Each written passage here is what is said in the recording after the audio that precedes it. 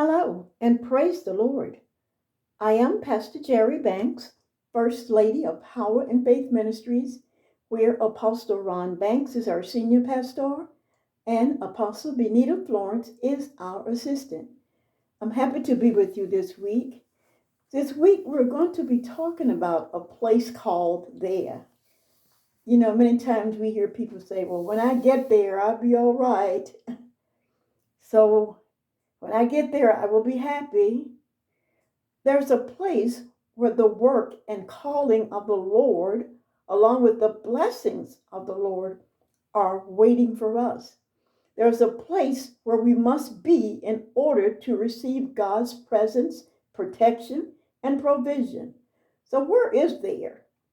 Each of us have a place called there where we must serve. He anoints us to serve.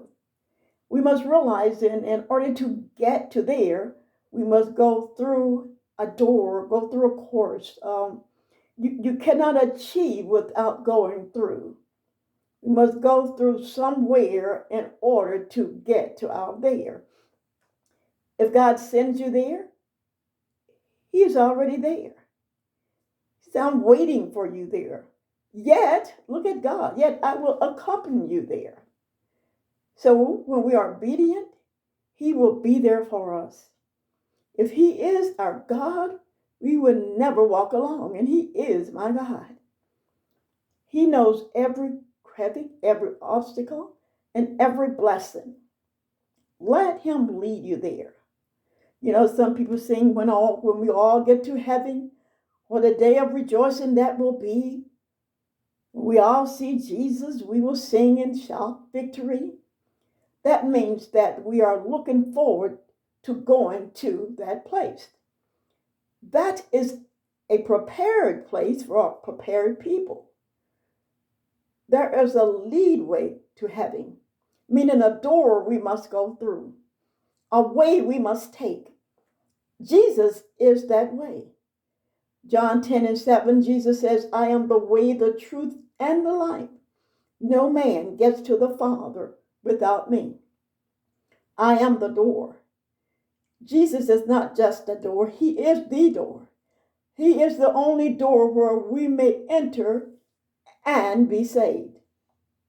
In this world, we know there are all types of doors and gates, all sizes, all materials. Some are warm and welcoming, others are cold and frightening.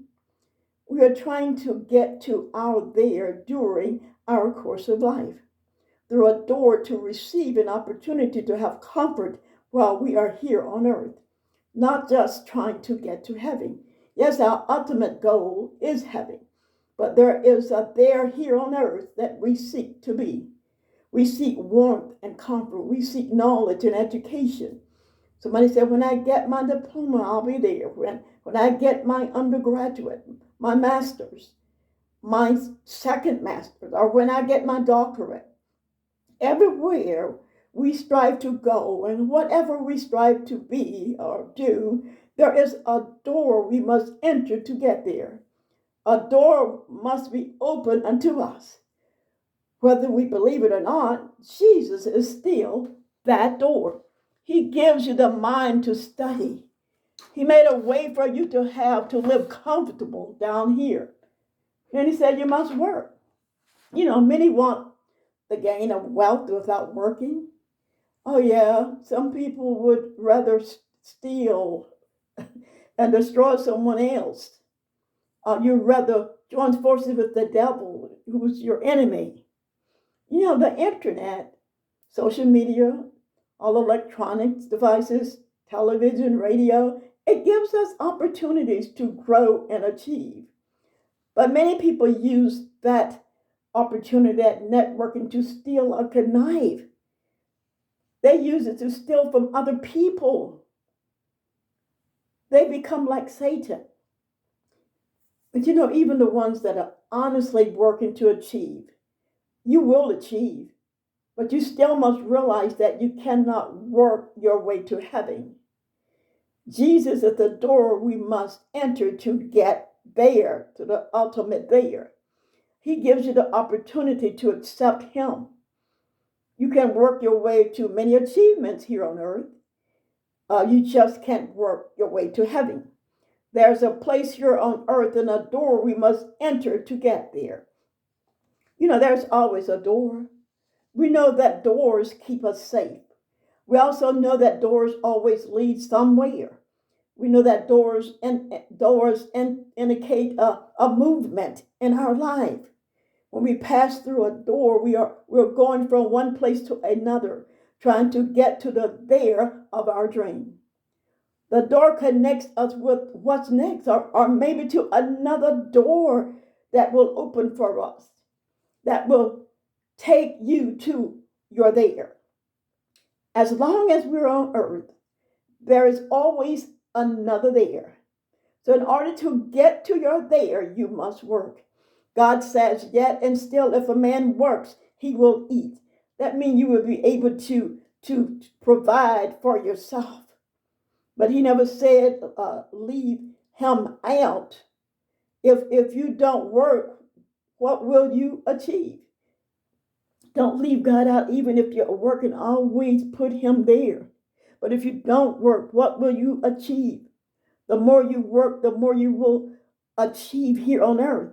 The more you work at achieving, the more you may have on earth. Remember, we just said you cannot work your way into heaven.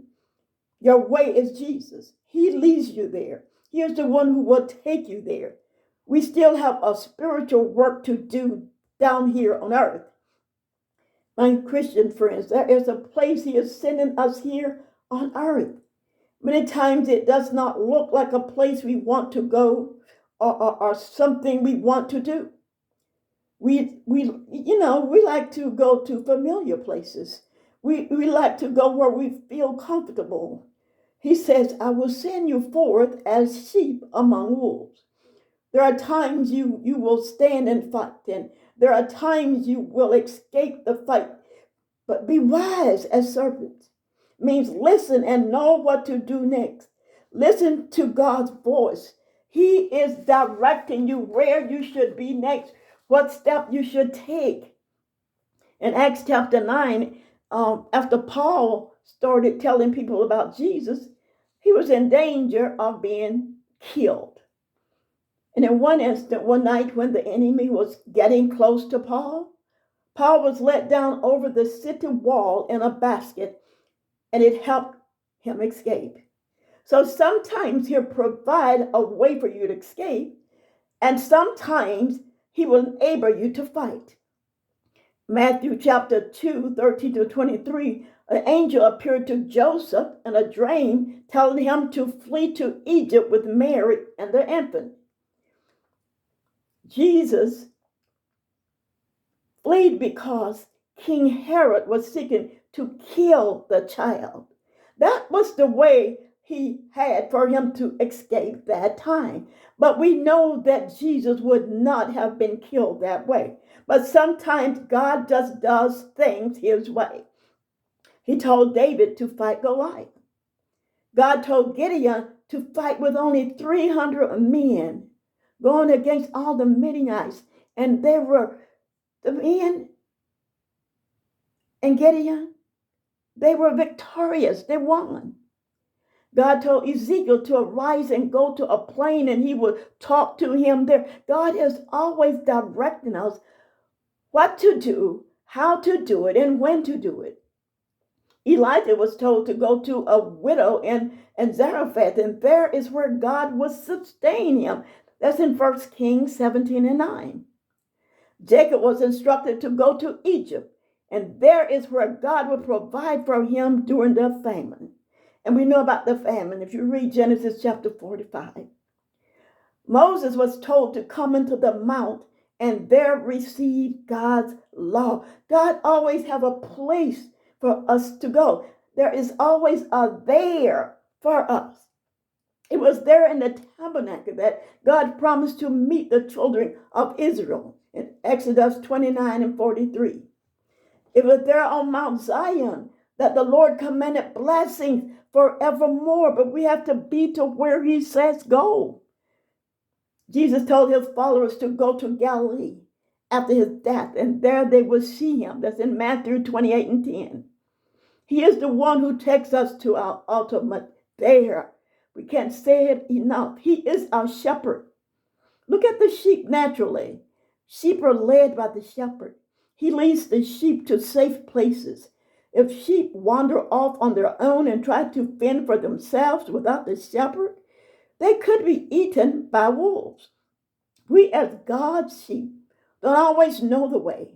The shepherd leads the sheep to the sheepfold when night comes. Jesus is our fold in the nighttime. There's a door where we can go. There's a secret place in him. Psalms 91 tells us we must dwell there. That he that dwelleth in the secret place of the Most High shall abide under the shadow of the Almighty. The secret place is in Jesus. He said, I will say of the Lord, he is my refuge and my fortress. My God, in him will I trust. Surely he shall deliver thee from the snare of the fowler and from the noisome pestilence. Whatever is going on, he delivers us from that. He shall cover thee with his feathers. Whatever we need covered, he would do it. And under his wings shall thy trust. We must trust. He has a shade for us, a place for us. His truth shall be our shield and buckler. And we shall not be afraid for the terror of night, nor for the arrow that flies by day, nor for the pestilence that walk in darkness, nor for the destruction that wastes at noonday. So when darkness comes and chaos is everywhere, we can dwell in that secret place. We don't have to be afraid whether it's day or night. We are dwelling there in that secret place in him that is in Jesus. That's where we go and pray. We pray to him. We steal away and talk to him. So he will direct us what to do next. He said, when you call, I will answer. And while you are yet speaking, I will hear. So how is he going to hear us if we don't talk to him? He tells us what to do and when to do. Remember that he is our shepherd, our door, who will take us through. He is our door who will take us there. He is the way to salvation, y'all.